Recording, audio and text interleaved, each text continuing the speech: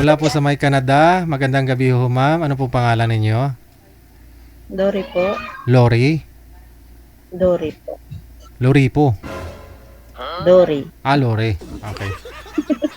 Ilang taon Dorime. si Madam Lori? Ilang taon na ho kayo, ma'am?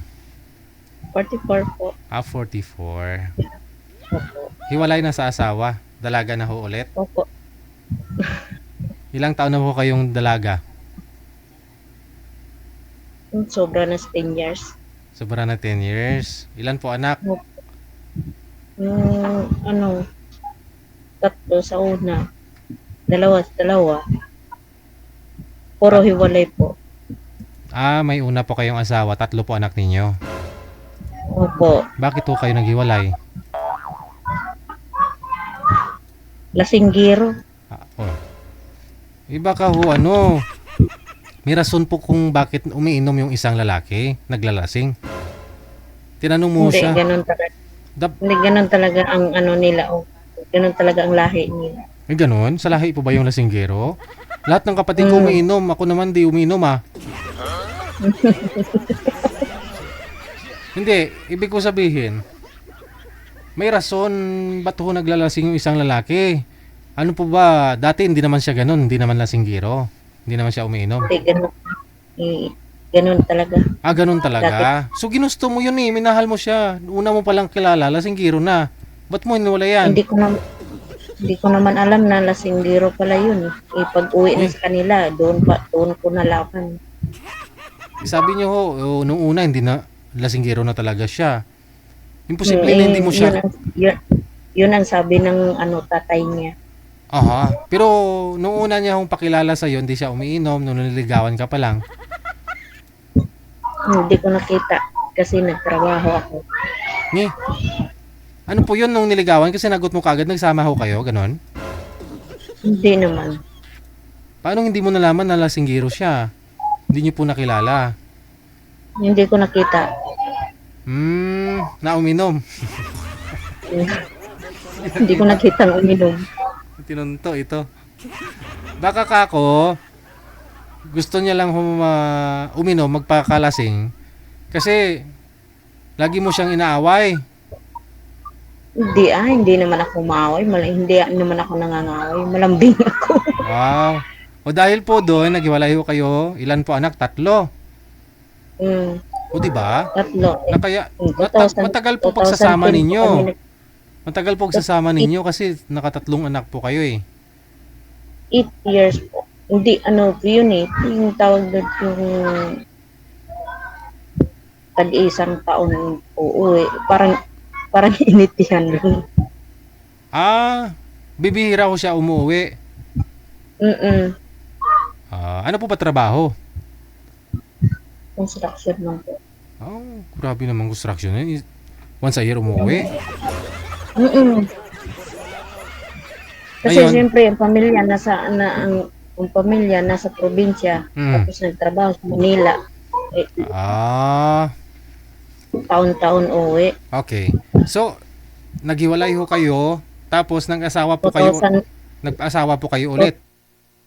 Hindi naman po agad nag-asawa ako ulit na bumalik ako pagkahiwalay, bumalik ako ng Manila ng trabaho. Mga ilang years pa bago ako nag-asawa ulit. Kaso lang ganun pa rin. Mas lamang pa. Hindi, nagkamali ka na nung una Ba't nagkamali ka pa ho sa pangalawa?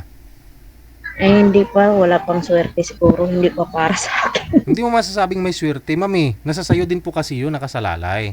Kahit yung tao, siya yung nagtsatsaga para may nilaga. No? Hindi ko pinangarap ng lasinggero. Ayun na nga, sana kinalatis niyo po ng maigi kasi ayaw mo na pong maulit yung nauna na dating lasinggero tapos ganun din naman. Bakit to? Hindi ko ikalain naman. Hindi rin naman siya nagpapakita na umiinom, ganun. Hindi na nagpakita nung nagsama na. Ayun na nga. So dapat nung nililigawan ka pa lang ho, kinilatis mo na ho siya. Siguro mga 1 taon muna kayong magkaibigan. bago mo siya sagutin. Okay lang yun. Nangyari na nangyari. At least tapos na ako. Nakaligtas na ako sa kanila. Ay, Ayaw, Jack. ay, Meron po kayong dalawang anak doon. ayoko pag-usapan. Ayaw. Nai-stress ako. Hindi pa. Huwag kang ma-stress. Dapat matanggal nga ho yung stress mo eh. Ayoko pag-usapan.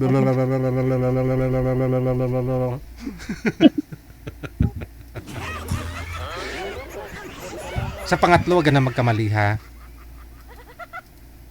Hindi ko alam. Oh, hindi ko. Alamin mo. Siguraduhin mo. Hmm. Hindi rin natin alam eh. Hindi rin natin ang alam. Ako na ho nagsasabi. Sa'yo nakasalalay po yan. Yung swerte mo na sinasabi mo. Sa'yo nakasalalay. No? Sa'yo yan. Kilala. Sa bagay. Sa'yo yan. Alam, siyempre, kilatisin niyo po muna siya, no? Kasi wala ka nang kawalan nun, no? Kung meron na naman ho kayong anak, pagtyagaan mo na naman siya. Ilang taon ka na po ba? Paano kilatisin? Kilitiin. Ajusta. Day, wag ka muna magbika.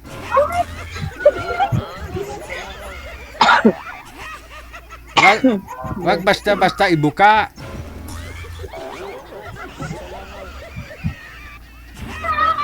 Ilang taon ka na po ba? 44. 44. O baka mamaya ho, pag may makausap ka ho dito, pag nagustuhan mo siya, nagustuhan ka niya, baka mamaya may pang-anim pa ho yung anak mo, delikado. Mahirap na. Mahal ang bigas. Magkasama po ba yung 5 mong anak ngayon? Nasa probinsya. Yung dalawa dito sa Sa? Manila. Saan ka po dito sa Maynila? Dito ako sa Pasig. Akala ko sa Canada ka ngayon, dito ka pala sa Pasig. Sa Canada Street, Pasig. Okay. Ibig pong sabihin yung pangalawa ho ninyong asawa, taga Pasig po. Hindi po. Taga Laguna po. Dito kayo nagkakilala sa Maynila. Opo. Ilang taon na po yung panganay mo? 22? Tapos so yung itong bunso mo sa pangalawang mong asawa, ilang taon? 7. 6. Ilang taon na po kayong walang asawa, dalaga?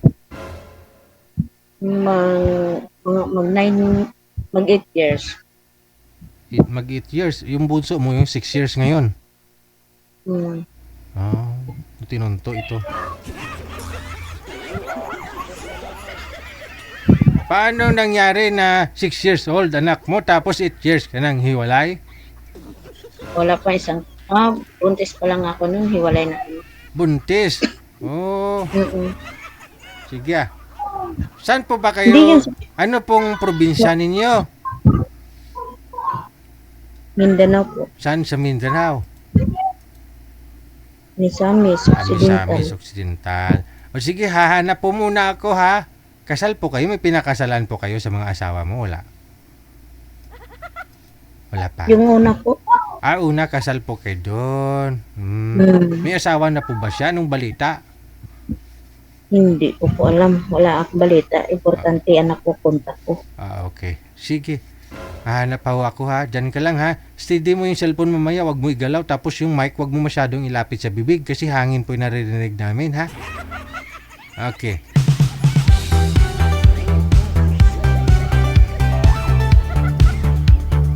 Nasa Canada, Pasig, no?